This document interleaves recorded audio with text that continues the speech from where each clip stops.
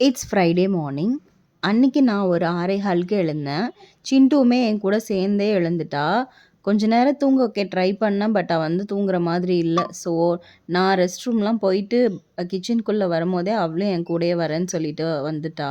So, அவள தூக்கிட்டு கிச்சன்ல உட்கார வச்சுட்டு எல்லா வேலையும் பார்க்க ஸ்டார்ட் பண்ணிட்டேன். அன்னைக்கு வந்து சிம்பிளா வந்துட்டு பாஸ்தா தான் செய்யணும்னு பிளான் பண்ணியிருந்தேன். ஏன்னா ஆஃப்டர்நூனுக்கு மேல கெஸ்ட்டு வீட்டுக்கு வராங்க.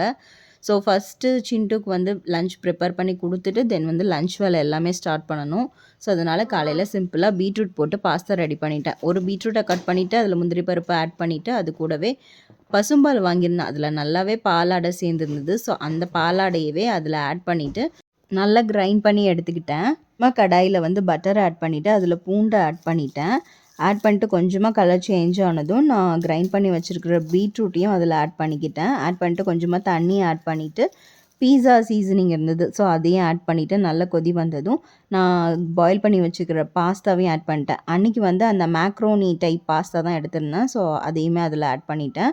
ஸோ, சிண்டுவோட லஞ்ச் பாக்ஸில் எல்லாமே பேக் பண்ணிட்டு சிண்டுவை ஸ்கூலில் கொண்டு போய் விட்டுட்டு வந்துட்டேன். வந்ததுமே லஞ்ச் ப்ரிப்பரேஷன் எல்லாமே ஸ்டார்ட் பண்ணிட்டேன்.